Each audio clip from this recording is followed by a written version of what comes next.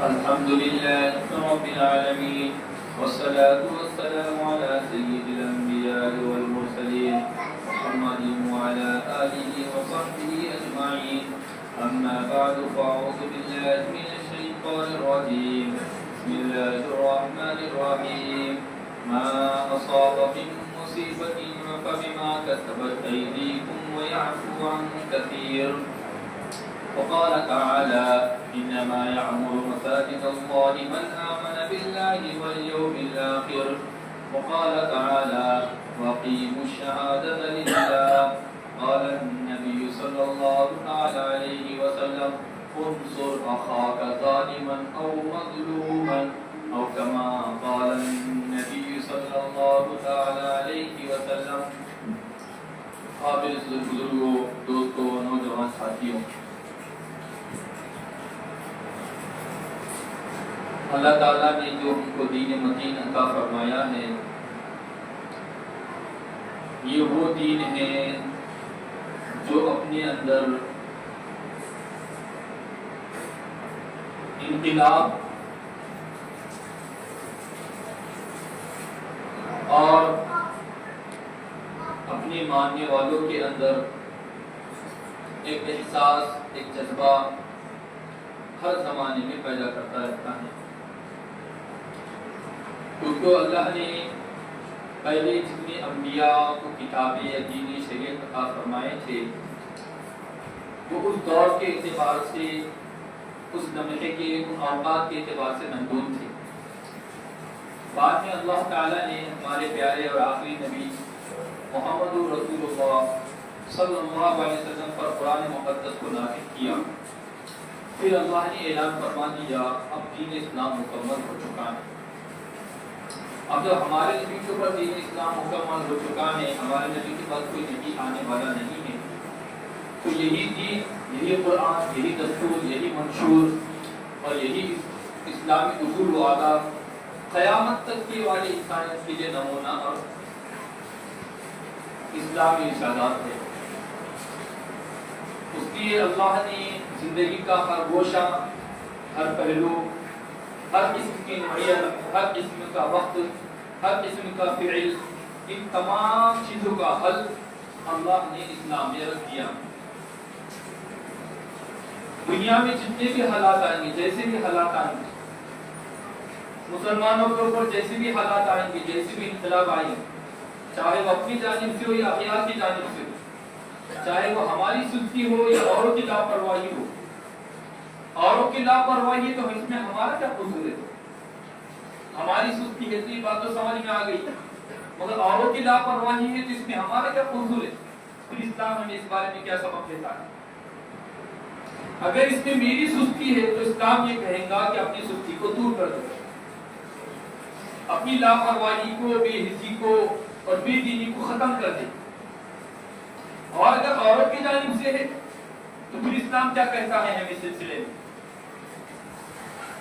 اگر عورت کی جانب سے ہے تو کیا صرف گوسم کاٹی کی جائے اس کو، یا اس کے نام کی شکوے شکایت کے پلیدے مانے جائے، یا اس کے نام سے تسبیح پڑھی جائے، یا صرف اس کے خلاف بددعائیں کی جائے؟ اس کے بارے میں اسلام کیا کہتا ہے؟ یہ تو سنے ہوں گے آپ نے، ہمارے اندر بے دینی ہے تو اس کو دور کیا جائے. مگر اوروں کی جانب سے آ رہی ہے بے دینی، ظلم، جبر، تشدد، تو اس کے بارے میں ہم کو کیا کرنا ہے؟ اسلام کیا کہتا ہے اس بارے میں؟ یہ سنیں گے آپ. حالانکہ اسلام جہاں ہمیں یہ حکم دیتا ہے کہ ہم ہمارے اندر دینی جذبہ پیدا کریں، اور اگر کسی کی جانب سے ہمارے اوپر بددینی، بد اخلاقی، بد تہذیبی اگر ڈالی جا رہی ہے، پریشان کیا جا رہا ہے، اگر ہمارے اندر اس چیز کو کرایا جا رہا ہے، تو اس سلسلے میں اسلام ہمیں کیا حکم دیتا ہے؟ آج میں آپ کے سامنے جو بات رکھنا چاہتا ہوں وہ ہے، ابھی ہمارا جو الیکشن ہونے والا ہے وہ ایک ہے عامدار کا، اور دوسرا ہے کہ ہمارا جو حق ہے ہم اس حق کو حاصل کرنے والے بنے. اگر ہم اس حق کو حاصل نہیں کریں گے تو اس میں ہمارا نقصان تو ہوگا ہی ہوگا. اس میں باطل طاقتوں کا فائدہ ہو جائے گا اگر ہم اس حق کو حاصل نہیں کریں گے۔ تیسرا ہے مصیبتوں، پریشانیوں، ظالموں، جاگلوں کے سامنے اگر ان کا دور ہو جائے کہ جس دور کے اندر اسلام پر چلنا دشوار ہو جائے، جس دور کے اندر اسلام کی خلافت، اسلام کے خلاف بغاوت کی جائے، نبی محترم صلی اللہ تعالی علیہ وسلم کی پاک اور مقدس ذات کے بارے میں لب کشائی کی جائے، زبان بد کھولی جائے، ان تمام حالات کے اندر مجھ کو اور آپ کو اس سلسلے میں کیا کرنا ہے؟ پہلا ہے الیکشن کا مرحلہ۔ الیکشن کا جو مسئلہ ہے وہ آپ کوئی عام مسئلہ نہیں رہا، بلکہ یہ میرا اور آپ کا ایک دینی مسئلہ ہے، میرا اور آپ کا شرعی مسئلہ ہے۔ اور یہ بات ہم نے جو اس سے پہلے کا جو الیکشن ہوتا خاص طور کا، اس میں ہم نے آپ کے سامنے مکمل وضاحت رکھی ہے۔ الیکشن کی کیا حیثیت ہے؟ وہ گواہی ہے، وہ ایک امانت ہے، وہ شرعی ذمہ داری ہے۔ اس کو ہم نے قرآن سے، حدیث سے، تمام چیزوں سے ثابت کر کے بتا دیا تھا کہ اسلامی ایک ہمارا مسئلہ ہے۔ جس طرح نماز کے اندر میں اور آپ منمانی نہیں کرتے، روزے کے اندر میں منمانی نہیں کرتے، الیکشن میں منمانی چلے گی؟ الیکشن میں پیسہ دستہ چلے گا، رشوت سٹا چلے گا؟ جس طرح دیگر اعمال کے اندر میں اور آپ رشوت کا معاملہ نہیں کرتے ہیں تو الیکشن میں تمام معاملہ چلیں گے۔ اگر مثال کے طور پر میرا کوئی رشتہ دار آ رہا ہے قریبی، تو میں ان کے واسطے لمبی نماز کر دے رہا ہوں تو نماز قبول ہوگی میری؟ ان کے واسطے میں تو جمعہ کی نماز لیٹ پڑھا رہا ہوں تو ہوں گی اس میں قبول؟ مثال کے طور پر انہوں آ رہے مجھے معلوم ہے 5 منٹ میں آئیں گے تو میں سورہ بقرہ پڑھا رہا ہوں، نماز ہوگی میری؟ نہیں ہوگی۔ اسی طریقے سے اگر کوئی میرے رشتہ دار اگر کھڑا ہو گیا جو کہ اس لائق نہیں، کھڑا ہونے کا حقدار نہیں ہے، میں ان کو ووٹ دے رہا ہوں تو قبول ہوگا؟ شریعت مجھے اس کے اوپر ثواب دیں گی؟ نہیں۔ یہ تمام معاملات ہم نے تمہارے سامنے رکھ دیے تھے۔ اب ہوا کیا، ہمارا جو 2000 کا الیکشن آیا تھا، 2014 اور 2019 کا، جو مسلمانوں کی طرف سے اس کے 3 بڑی بڑی غلطیاں ہوئی ہیں، اس کا میں اور آپ خمیازہ بھگت رہے ہیں۔ پہلی غلطی جو ہمارے سے ہوئی ہے، عام طور سے مسلمانوں نے اس کا حصہ نہیں لیا تھا، آدھے ان کو حصہ لیا تھا، آدھے نے نہیں لیا تھا۔ اور دوسری جو غلطی ہمارے جانب سے وہ یہ ہوئی تھی، جن لوگوں نے اپنا اندر اعتراض کرایا الیکشن کے اندر، تو ان میں سے اکثر نے اپنے نانی کے گھر چلے گئے، اپنے دادی کے گھر چلے گئے، فلاں پہ چلے گئے یا اور جگہ چلے گئے، گویا کہ اس کو ہے تو چھٹی کا دن منانا شروع کر دی، جس کی وجہ سے آدھے لوگوں نے انہیں اس طرح ڈالے اور آدھے بعد میں وہ بھی کر گئے۔ اور تیسرا حق یہ ہوا کہ اس نے دیکھا کہ میرے خاندان کا بندہ کھڑا ہوا، انہوں نے اس کو ووٹ ڈال دیا، مجھے اس سے سروکار نہیں، وہ آتا ہے آئے جاتا ہے جائے، مجھے اس سے سروکار نہیں، میرا کام ہے صرف 500 ان سے لیا ہے، 500 کروڑ ان کو ڈالنا ہے، انہوں نے میرا فلاں کام کر دیا تو مجھے ان کو ووٹ ڈالنا ہے، مجھے قوم کا کیا ہوتا ہے، وطن کا کیا ہوتا ہے، اپنے ملک کا کیا ہوتا ہے، یہ سب باہر میں جائے، مجھے اس سے لینا دینا نہیں۔ اور یہ تمام چیزیں ہم نے آپ کے سامنے رکھے تھے، الحمدللہ ثم الحمدللہ 2000 کا جو 24 کا الیکشن آیا اس میں ہم کامیاب ہو گئے، اللہ کے شکر سے۔ کیوں کامیاب ہوئے؟ جو غلطیاں ہمارے سے 2014 میں 19 میں ہوئی تھی، ہم نے تمام غلطیوں کو درست کر دیا تھا۔ تو میرے عزیز و بزرگوں، نوجوانوں، اب بھی ہمارے سامنے جو عام دار کا الیکشن آنے والا ہے، اس کو بھی مجھ کو آپ کو کامیاب بنانا ہے۔ جس طرح ہم نے بیداری کا ثبوت اس وقت دیا تھا، اب بھی ہم کو بیداری کا ثبوت دینا ہے۔ اب یہ نہیں دیکھنا ہے کہ میرے فلاں کھڑے ہوئے ہیں، ہم کو یہ دیکھنا ہے قوم کا کس میں فائدہ ہے، ہمارے ملک کا کس میں فائدہ ہے، ہمارے شہر کا کس میں فائدہ ہے، ہمارے محلے کا کس میں فائدہ ہے، ہمارے تمام جنتا کا، تمام لوگوں کو کس میں فائدہ ہے۔ ایسے بندے کو منتخب کرنا ہے۔ اگر ایسا بندہ چاہے مسلمان ہو تو اس کو ووٹ دینا ہے، اگر وہ غیر مسلم ہے تو اس کو ووٹ دینا ہے۔ اگر مسلمان بندہ کام کرتا ہے تو بہت اچھی بات ہے، ماشاءاللہ، اس کو ہم کو چن کر لانا ہے۔ اور اگر مد مقابل میں مسلمان بندہ ہمارا کھڑا ہوا ہے مگر اس کے اندر دور اندیشی نہیں ہے اور وہ بکایو ہے اور وہ ہے تو لوگوں کے پیسے بٹورنے والا ہے اور لوگوں سے پیسہ حاصل کر کے اپنی دکان، اپنا خاندان، اپنا مکان چمکانے والا ہے، تو ایسا بندہ اگرچہ کہ مسلمانوں کی فہرست میں وہ حقیقی مسلمان نہیں ہو سکتا، وہ کسی اور کے رحم و کرم پہ پلنے والا ہے، وہ مسلمانوں کے واسطے کھڑا ہونے والا نہیں ہے۔ اگرچہ کہ اس کا نام کیا ہے، عبداللہ عبد الرحمن ہے، یہ ہم اس کو دیں گے کیا؟ نہیں دیں گے، اس لیے کہ ایسے ہزاروں لوگ ہیں جنہوں نے مسلمان کا نام رکھا اور انہوں نے مسلمان کا مفاد کو سامنے نہیں رکھا، اسلام کو سامنے نہیں رکھا، محمد رسول اللہ کو سامنے نہیں رکھا۔ اس میں سے ایک نام کیا ہے؟ میر جعفر، بہت اچھا انسان تھا، کیسا تھا؟ جس نے ٹیپو سلطان رحمۃ اللہ علیہ کو، نواب سراج الدولہ کو دھوکہ دیا، وہ مسلمانوں کا وفادار ہو سکتا؟ وہ نبی کا ماننے والا ہو سکتا؟ وہ اسلام کا وفادار ہو سکتا؟ وہ محمد عربی کی غلامی تھامنے والا ہو سکتا؟ حالانکہ میر جعفر ہے، میر صادق کے سب کچھ نام ہے، عبداللہ ابن سبا نام ہے، عبداللہ۔ نبی نے فرمایا سب سے اچھے نام وہ ہے جو عبداللہ ہے، عبد الرحمن ہے، عبد الرحیم ہے، نبی فرما رہے ہیں۔ اس کے باوجود کا ہے جہنم کے آخری طبقے میں ہے وہ. کیوں؟ نام کی وجہ سے کچھ نہیں ہوگا بلکہ کردار بتائیں گا اس کا کہ کون سا بندہ دنیا کے اعتبار سے اچھا ہے. وہ آخرت کے اعتبار سے اللہ تعالیٰ اعمال کے اعتبار سے تولیں گے اور دنیا کے اعتبار سے جو ناموں کے اندر ہے. اگر کسی کا نام مسلمان ہے اس کا کردار منافقت والا ہے, اس کا کردار بد تہذیب والا ہے, بد دیانت والا ہے, بے وفائی والا ہے, تو ایسے بندے کو کوئی پرواہ ہے کیا؟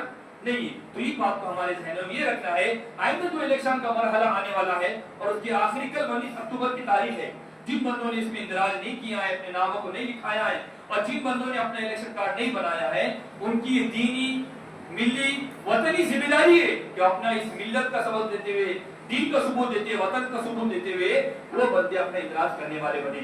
جو سرپرست حضرات ہیں جن کی عمر 18 سال ہو گئی ہیں, ان کا بچہ ہے, بیٹی ہے, اپنے گھر میں بیوی ہے, جن کی بھی بنے نہیں ہے, ان کو چاہیے کہ اپنا دینی فریضہ سمجھتے ہوئے, اسلامی فریضہ سمجھتے ہوئے, مدارس, مساجد اور علماء کا تحفظ سمجھتے ہوئے, کیونکہ آج کا دور کا جو الیکشن ہے وہ بھی عام مرحلہ نہیں ہے بلکہ یہ بہت ہی زیادہ خطرناک الیکشن ہونے جا رہا ہے. اس کے اندر ہمارے مدارس کی بات ہونے والی ہے, اس کے اندر ہمارے مساجد کی بات ہونے والی ہے, اس کے اندر ہماری داڑھی اور ٹوپی کی بات ہونے والی ہے. اس لیے میرے عزیزوں بزرگوں دوستوں, اس کے اندر مجھ کو اور آپ کو بیدار ہو کر اس کو کامیاب بنائیں. سب بنائیں گے انشاءاللہ تعالی اپنے دوست احباب میں, اپنے خاندان میں, اپنے اعزا طلبہ میں, اپنے محلے کے اندر اس کا ثبوت دے, تمام لوگوں کو یہ بات باور کرائے کہ مجھ کو اور آپ کو پہنچنا ہے. پیارے محمد اکرم صلی اللہ تعالی علیہ وسلم نے ایک حدیث سنا کر بات کو آگے بڑھاتا ہوں. پیارے محمد اکرم صلی اللہ تعالی علیہ وسلم فرماتے ہیں سب سے بہترین گواہ وہ ہے, گویا کہ سب سے بہترین گواہی وہ ہے, گویا کہ دوسری زبان میں ہماری زبان کی سب سے بہترین ووٹ کرنے والا, سب سے بہترین الیکشن میں متدان چلانے والا, دینے والا بہترین آدمی وہ ہے جو اپنے خرچے سے وہاں پر آ کر الیکشن میں اپنا نام درج کرائے. یہ پیارے محمد فرماتے ہیں سب سے بہترین آدمی وہ ہے جو اپنے سے خرچے سے آ کر کسی کے بارے میں گواہی دے کہ فلاں بندے کے بارے میں گواہی دے تو فلاں بندہ اچھا ہے. اور اللہ تعالیٰ فرماتے ہیں کہ اللہ کے واسطے گواہی دو, اپنے ابا کے واسطے, اپنے بیٹے کے واسطے, اپنے خاندان کے واسطے, اپنے اعزا طلبہ کے واسطے, اپنے دوستوں کے واسطے, اپنے مفاد کی خاطر گواہی مت دو. وَقِيمُوا الشَّهَادَةَ لِلَّهِ, اللہ فرماتے ہیں میرے سامنے, میرے نظریے سامنے رکھو کہ میں مشکل کشا اور میں حاضر ناظر ہوں, میں حاضر ناظر ہوں. تم کون سا بٹن دباتے ہیں اور کس کو اپنا فیصلہ سناتے ہیں. اس لیے عزیزو بزرگو دوستو, اس الیکشن کو ہم کامیاب بنائیں اور ایسے لوگوں کو آگے بڑھائیں جو ہمارا بھی پاس و لحاظ کرے, ہمارے بوڑھوں کا بھی کرے, ہمارے عورتوں کا بھی کرے, ہمارے بچوں کا بھی کرے, اور ہماری جو مظلوم طبقات ہے چاہے وہ جس برادری سے, جس مذہب سے تعلق رکھتے ہو, ان تمام کا پاس و لحاظ کرنے والے, ان کو آگے بڑھانے والے. ایک بات تو یہ تھی. دوسری بات جو ہمارے سامنے آنے والی ہے وہ یہ ہے کہ جب ہمارے اوپر حالات آ جائے, دوسری بات یہ ہے جو ہمارا حق ہے ہم اس کو حق کو حاصل کرنے والے بنے. اگر ہم ہمارا حق کو حاصل نہیں کریں گے تو اس میں نقصان تو پہلا ہمارا ہی ہوگا, ہمارا ہوتے ہوئے دیگر قوموں کا فائدہ بھی ہوگا, دیگر لوگوں کا فائدہ بھی ہوگا, دیگر دشمنوں کا فائدہ بھی ہوگا. دیگر لوگ جو ہمارے دشمن ہیں, جو ہمارے مد مقابل ہے, جو ہمارے نہیں ہیں, جو ہمارے بارے میں بغض پھیلانا چاہ رہے, نفرتیں پھیلانا چاہ رہے, سازشیں پھیلانا چاہ رہے, ان کا اسی وجہ سے فائدہ ہو جائے گا. اس کی ایک آسان مثال یوں سمجھیے, اگر میں اور آپ الیکشن میں اپنا ووٹر لسٹ میں نام نہیں ڈالیں گے, یا الیکشن کارڈ میں اپنا نام نہیں ڈالیں گے, یا ہم ووٹنگ کے مسئلے میں گھومیں گے پھریں گے, کچھ دن کو پھرنے والا بنا دیں گے, تو اس کی وجہ سے ہمارا ووٹ کا حصہ وہ دوسرے بندے لے لیں گے اور وہ کامیاب ہو جائیں گے. اور دوسری مثال اس کی یہ ہے, ہم نے جب سے اپنے مساجد کو چھوڑ دیا, اپنے مدارس کو چھوڑ دیا, اپنی خانقاہ کو چھوڑ دیا, اپنے علماء کو چھوڑ دیا, جو مساجد ہماری تھی, ہمارا حق تھا. اللہ فرماتے ہیں ایمان والوں کی شان یہ ہے, اللہ والوں کی شان یہ ہے, مجھ سے محبت کرنے والوں کی شان یہ ہے کہ ان کا حق ہے, ان کے ذمہ یہ لازم ہے, ان کا یہ فریضہ ہے. انما یعمر مساجد اللہ من آمن باللہ, جو اللہ پہ ایمان لاتا ہے, نبی پہ ایمان لاتا ہے, آخرت پہ ایمان لاتا ہے, اس کے ذمہ یہ بات لازم ہے کہ وہ مساجد کو آباد کرے. یہ میرا اور آپ کا کام تھا, یہ میرا اور آپ کا فریضہ تھا.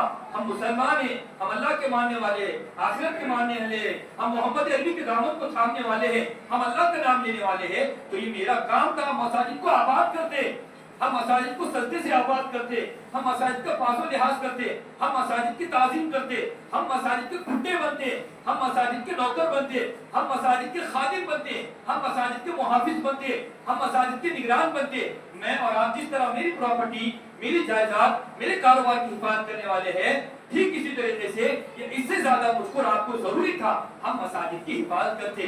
जब हमने ये फरीजा छोड़ दिया, अगियार ने कहा तुम हिफाजत नहीं करते तो तुम अपना हक छोड़ो और ये हक तुमसे हम तुमसे छीन लेंगे। वो क्या, जो हमारी मसाजिद थी वो मसाजिद वीरान है, वो गैरों के कब्जे में। गैरों ने कहा तुम इसकी कदर नहीं करते, हम इसकी कदर करते हैं। तुम जुम्मा मस्जिद की कदर नहीं करते, हम इसकी कदर करते हैं। तुम बाबरी मस्जिद की कदर नहीं करते, हम इसकी कदर करते हैं। दीगर हजारों मसाजिद है जो मुसलमानों का फरीजा था, हर बंदे का फरीजा था। वो जिस तरह मौलाना का है, मौसम का है, दीगर मुसल्लियों का है, महल्ले के अंदर जितने मकानात मुसलमानों के हैं, महल्ले के अंदर जितने लोगों के घर है, हर एक का यह फरीजा था उस मस्जिद की हिफाजत करते, उस मस्जिद की देखभाल करते, उस मस्जिद को साफ सुथरा करते, उसकी निगरानी करते। ये तमाम मुसलमानों का फरीजा था। ठीक इसी तरीके से जो मदारिस चलते हैं वो मदारिस का तहफ्फुज़ हमारे जिम्मे है।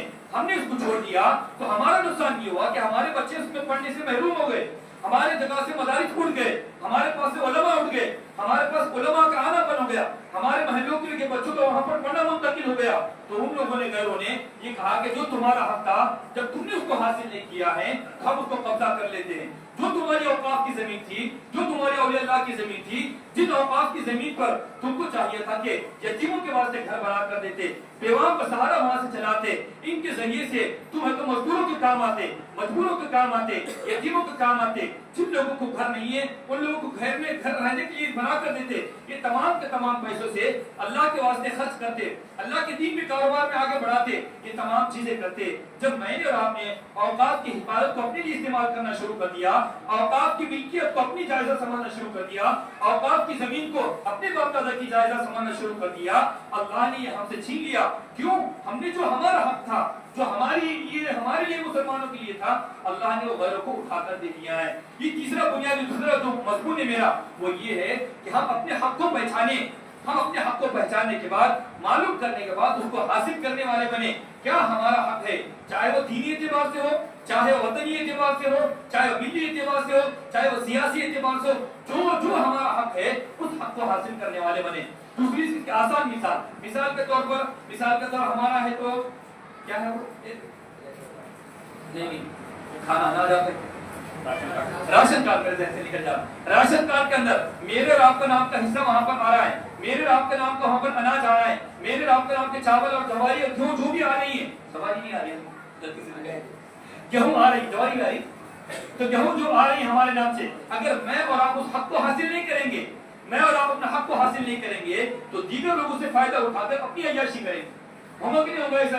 वो लोग तो अपनी अय्याशी करेंगे, अपना घर-बार चलाएंगे, अपने तमाम कारोबार चलाएंगे। क्यों? अपने अपना हक को हासिल नहीं किया। इसलिए मेरे अजीज दोस्तों, दूसरी बात जो अहम और जरूरी है मेरे आपके लिए, वो अपने हक को मालूम करे, अपने हक को पहचाने, चाहे दुनियावी एतबार से हो, दीनी एतबार से हो, उसको हासिल करने वाले बनेंगे सब इंशाअल्लाह ताला। ये दूसरी बात। तीसरी बात जो है कि अगर हमारे ऊपर मुसीबतें आती हैं, हमारे ऊपर परेशानी आती है, हमारे मदारिस के ताल्लुक से, हमारे मसाजिद के ताल्लुक से, हमारे मुसलमान भाइयों के ताल्लुक से, हमारी मुसलमान बहनों के ताल्लुक से जितनी भी मुसीबतें, परेशानियां और आफतें आती हैं, इन तमाम मुसीबतों में, परेशानियों में हमें इस्लाम क्या कहता है, हमें मोहम्मद अरबी क्या कहते हैं, हमें सहाबा किराम क्या कहते हैं, अल्लाह का कुरान क्या कहता है, नबी की तालीमात क्या कहती हैं, नबी का अमल क्या कहता है, नबी के फरमानात क्या कहते हैं, अल्लाह रब्बुल इज्जत क्या फरमाते हैं। अल्लाह रब्बुल इज्जत एक आयत मुक़द्दसा पढ़ता हूं आपके सामने। अल्लाह फरमाते हैं मा असाबा मिन मुसीबतिन फबिमा कसबत अयदीकुम व याफू कसीर। ऐ मुसलमानों, ऐ लोगों, तुम्हारे ऊपर जो हालात आते हैं, तुम्हारे ऊपर जो मुसीबतें आती हैं, जो तुम्हारे ऊपर परेशानियां आती हैं, जो तुम्हारे मजहब को लेकर, जो तुम्हारे कारोबार को लेकर, जो तुम्हारे खानदान को लेकर, जो तुम्हारे लेन देन को लेकर, ये तमाम जो मुसीबतें आती हैं, अल्लाह फरमाते हैं ज़हरल फसाद फिल बर्रि वल बहरि बिमा कसबत अयदीन नास लियुज़ीक़हुम बअदल्लज़ी अमिलू लअल्लहुम यरजिऊन। ये तमाम की तमाम मुसीबतें जो आती हैं, ये मेरी जानिब से नहीं बल्कि तुम्हारे आमाल के करतूत से आती हैं।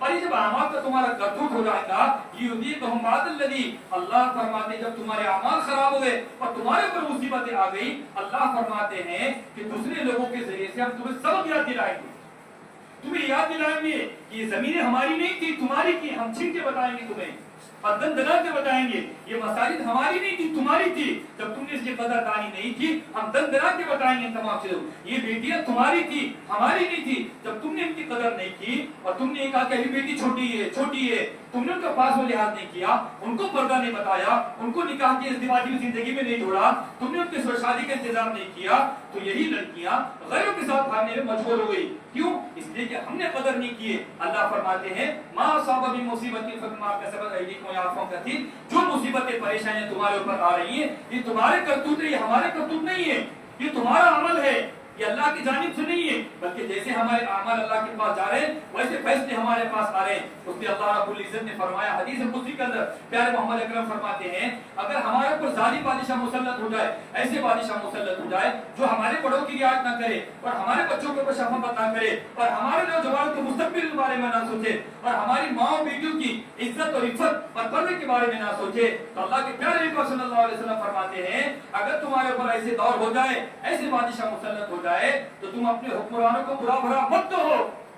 کیا فرمائے پیارے محمد؟ تم اپنے حکمرانوں کو، اپنے چودھریوں کو، ان کو تم برا بھلا مت کہو، بلکہ تم دیکھو کہ مجھ سے اللہ کا حکم کیا ٹوٹ رہا ہے، اللہ کا فریضہ مجھ سے کیا ٹوٹ رہا ہے۔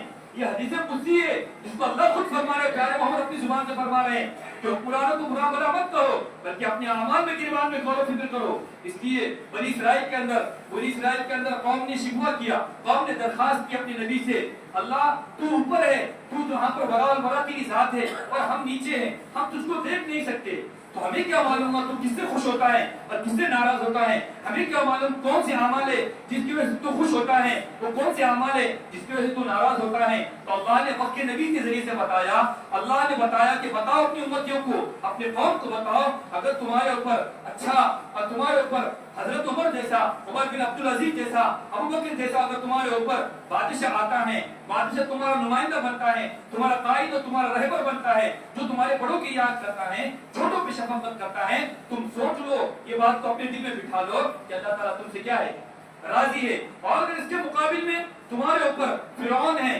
حامان ہے، قارون ہے، اگر امیہ بن خلف ہے، ابو جہل ہے، اگر ایسے ظالم اور جابر بادشاہ تمہارے اوپر مسلط ہے، اللہ نے فرمایا سوچ لو کہ اللہ تعالیٰ تم سے کیا ہے، ناراض ہے۔ تو میرے عزیزو یہ مرحلے پہ مجھ کو آپ کو سوچنا ہے۔ اس لیے اللہ نے فرمایا کہ مصیبتیں آنا کوئی نئی بات نہیں ہے، اسلام کے اندر اسلام نے ہر دور دیکھا ہے، اسلام کے ماننے والوں نے ہر دور دیکھا ہے۔ محمد عربی صلی اللہ تعالی علیہ وسلم نے کیسی مصیبتوں میں اپنی امت کو پیغام دیا ہے، ہمارے نبی نے مصیبتیں جھیلے ہیں، ہمارے نبی نے جیل کی سلاخوں کے پیچھے گئے ہیں، ہمارے نبی نے شعبہ میں تعلیم میں 3 سال گزارے ہیں، ہمارے نبی نے ابو جہل کے دور میں دیکھا ہے، ان تمام ادوار میں جس میں ابو جہل کی توتی بولتی تھی، جس میں ابو جہل کی چودراہٹ بولتی تھی، ان تمام مظالم میں آنے کے بعد بھی اپنے ماننے والوں کو ہمارے نبی نے سبق دیا، دستور دیا، منشور دیا، کیونکہ امت کے سامنے ایسے دور آنے والے تھے، امت محمدی ایسی ظالم ظالم اور ایسے ظالم گنڈوں کا دور دیکھنے والی تھی۔ ان تمام دوریں کی وجہ سے ہمارے نبی نے ہم کو سبق دیا ہے،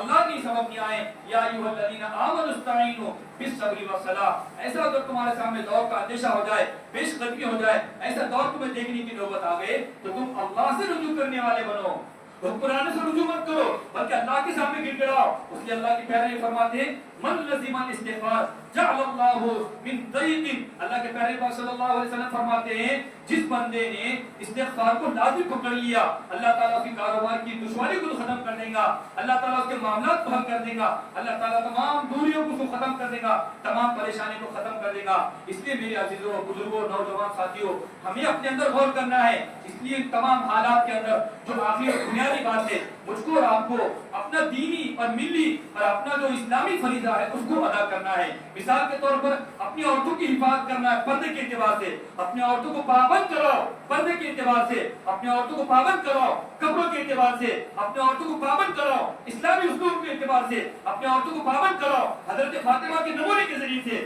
اپنی عورتوں کو پابند بناؤ۔ آپ پابند نہیں بنائیں گے، اغیار پابند بنا دیں گے اسے۔ آپ کا فریضہ ہے، آپ گھر کے سرپرست ہیں، آپ کی ذمہ دار ہے۔ کچھ عجیب المیاں ہیں، ہم گھر کے سرپرست ہیں اور اس کے علاوہ ہمارے گھروں کے اوپر، ہماری عورتوں کے اوپر، ہماری بیٹیوں کے اوپر، ہماری بیویوں کے اوپر غیر راج کر رہے ہیں۔ ہم کو کیا ہو گیا؟ ہماری بے حسی ہے، یہ بے دینی ہے، یہ بدتمیزی ہے، بد اخلاقی ہے، ہماری بیوی ہے اور غیروں کا کپڑا لے رہی ہے، हमारी बीवी गैरों की तहजीब ले रही हैं, हमारी बीवी गैरों को कपड़ा पहन रही हैं। बहुत दुख की बात है। इसलिए अपने घर में हजरत फातिमा को बिठाओ, हजरत फातिमा का नमूना बनाओ। अगर जो औरत नहीं मानती तब भी करो, अपनी बेटी को तब भी करो, उनका खाना खाना बंद कर दो, उनका लेन देन बंद कर दो, उनको नफरत देना बंद कर दो, उनको बताओ कि तुम मुसलमान की बंदी हो, तो आयशा की गुलाम है, तो फातिमा की गुलाम है।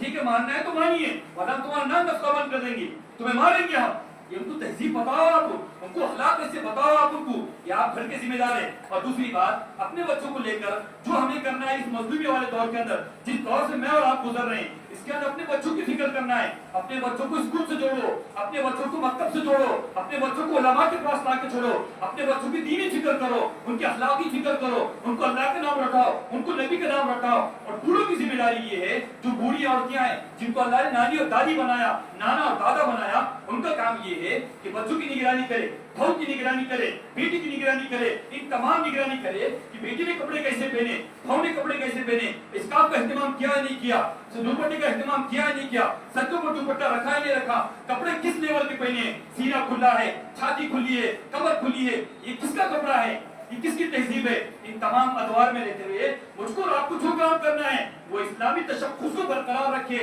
वरना तातारी के दौर में देखो आप, उन लोगों ने, मुसलमानों ने अपना तशख्खुस बरकरार रखा था, सहाबा किराम ने अपना तशख्खुस बरकरार रखा था। अपने तशख्खुस को बरकरार रखे।